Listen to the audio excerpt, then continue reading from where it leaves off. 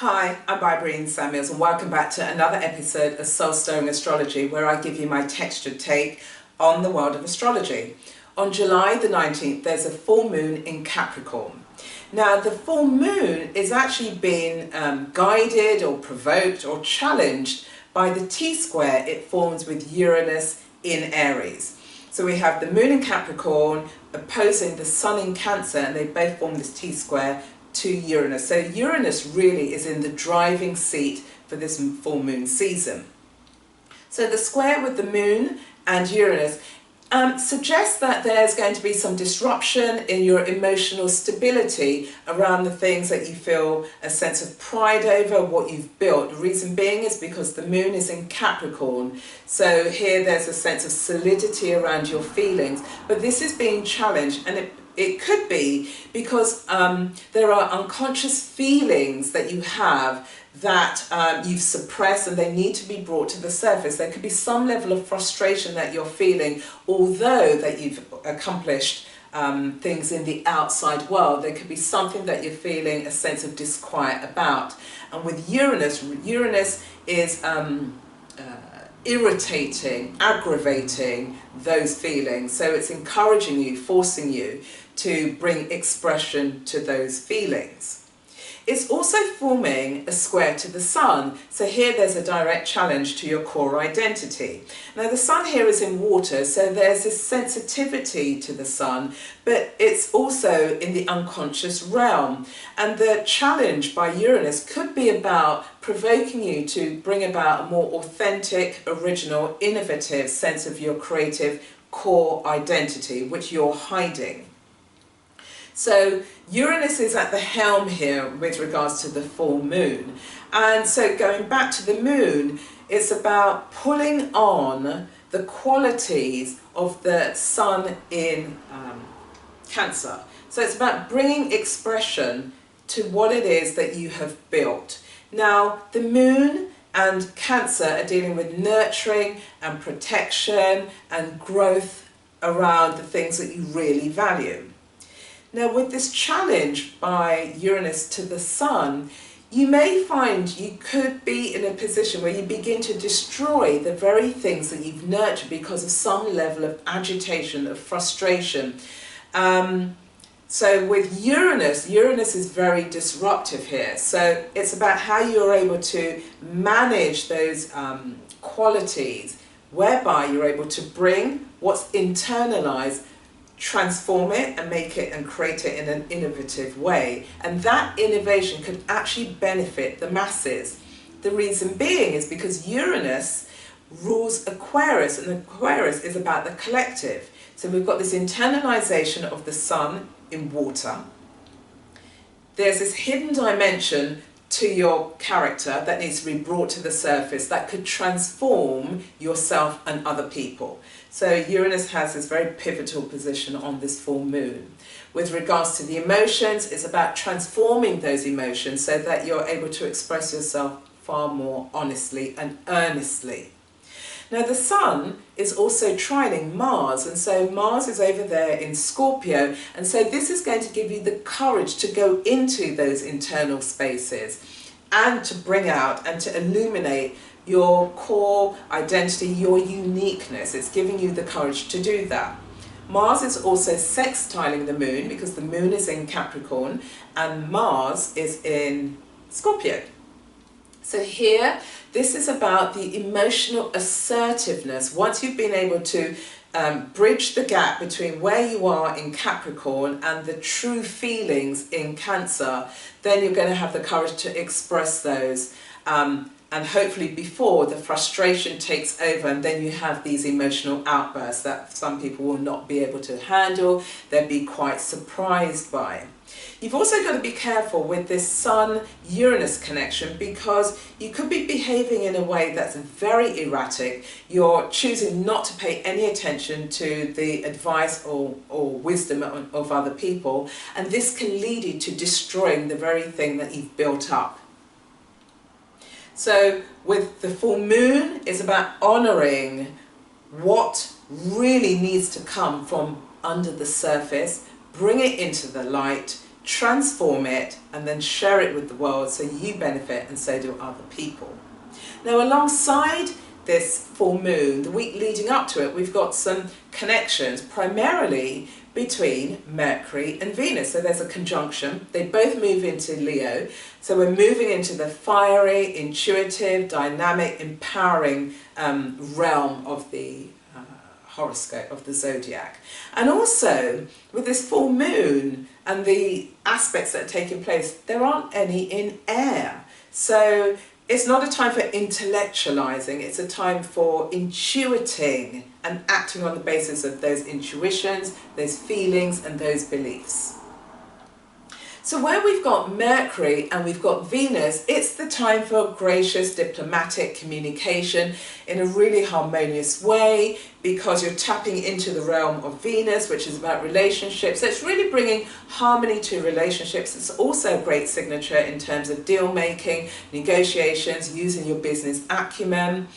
Now, they are connecting in a way whereby it sounds all great, and you're able to do that for other people, and they're also forming this trine, and the trine is with Saturn in Sagittarius. So that gives you the solid foundation of your beliefs, which is backing up the things that you truly value. And you're able to articulate that so comfortably because you truly believe in the things that you are either building, your creative talents, you're using your communication skills, and you're bringing harmony to others. Also, if we tap into the Venus trining Saturn, here it's about truly valuing your relationships. It could be your love relationships as well as your platonic ones, but it could also be about deepening the quality of your relationships, because Saturn is about maturity. It could be that you're entering or in a relationship with a mature person. It could be that your relationship has taken a turn so it becomes more meaningful as opposed to meaningless. And it's about truly valuing that, valuing your creative talents, and then using Saturn in Sagittarius, that you've got the belief to take those talents, to transform them and to bring them and showcase them to the world.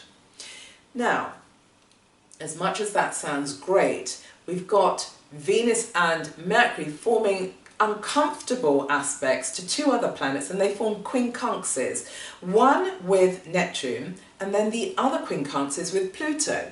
So when we've got Mercury, Venus quincunxing Neptune, the quincunx is an aspect whereby the planets involved don't see each other. They're like ships in the night, they're misaligned, and yet all of the planets involved want to be seen, heard and connected and understood.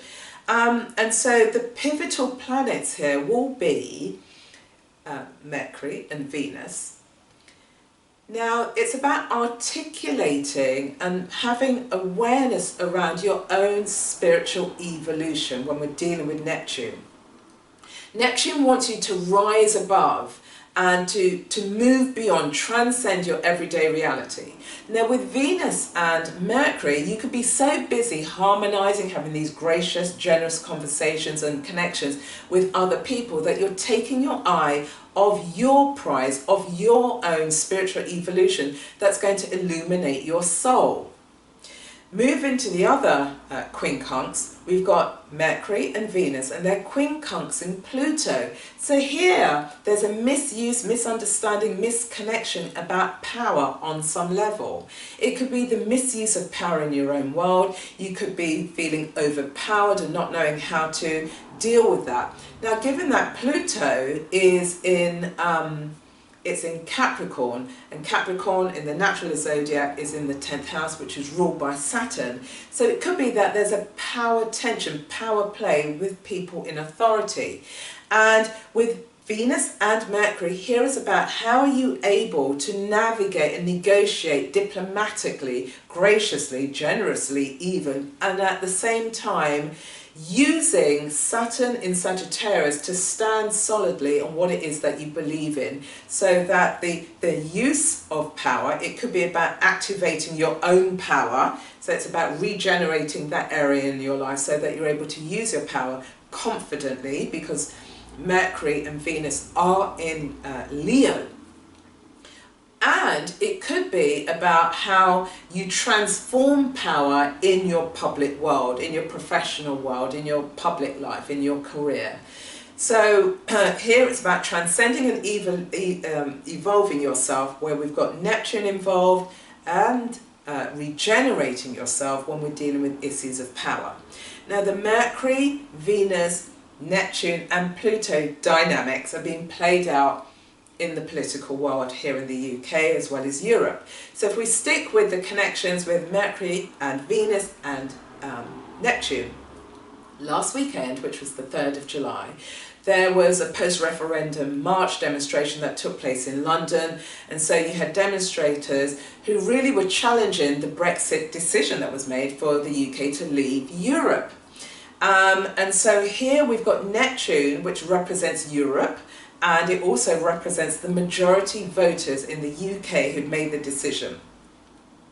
So we've got the demonstrators and we've got the marchers who are challenging that decision, because here is the use of Mercury and Venus talking about the collective, raising concerns about the values and the issues and the implications. But what this signature shows is that there's been a complete misalignment, misunderstanding, being unattuned to the undercurrents of what has been going on in the UK. You know, the Brexit vote was a shock to many people, but actually that's an indication that there's been a disconnection on so many levels in society that actually a slim majority ensured that the UK now is exiting Europe. Now, the demonstrators, they did this e-petition and collected 4 million votes, and Parliament has recently decided that although there's 4 million votes to reconsider to have the second referendum, it will never happen, because this was a once-in-a-generation public political discussion. The decision has been made, and the UK is going to be, the UK is exiting from Europe. So the lesson here is about the disconnection. How did we get it so wrong? And when we're dealing with Neptune, it's about nebulousness. It's about, you know, smoke and mirrors, not seeing clearly what's going on, misunderstandings, thinking it's one thing but realizing it's another, being delusioned and disconnected and dissatisfied. That's all associated with Neptune. Conversely, when we're looking at Venus and Mercury and Pluto, here we're dealing with the misuse of power.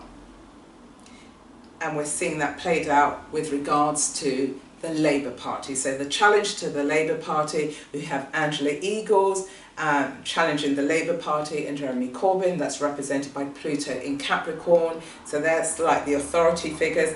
Angela Eagle is being represented by Venus and Mercury, speaking up for what she feels is the rights of the members of Parliament, but members of the Labour Party, wanting to sort out differences of opinion, directly challenging Jeremy Corbyn and the Labour Party, asserting that the Labour Party has no voice, and she now wants to become the new voice of the Labour Party, the new leader of the Labour Party, which means that in its current form, Pluto in Capricorn means that the Labour Party needs to be regenerated, it needs to die in order for it to be reborn, and she then will be the new leader. So that's how these aspects and the communications between Venus and Mercury and Neptune and Pluto are being played out on the political arena here in the UK and in Europe. Which brings me to the quote of the day, which is from Ellen Browning. And what she said is, we are so connected to everything and everyone else that we have lost connection with ourselves. We are completely disconnected from ourselves, from the preciousness of this precise moment. Which brings me to the question of the day, which is, where do you feel disconnected in your life? Put your answers, comments, questions, queries in the comment box below. You know, I always love to connect with you. Feel free to share this episode with anyone in your network. You can like and subscribe to my channel, and I will see you again on the next episode.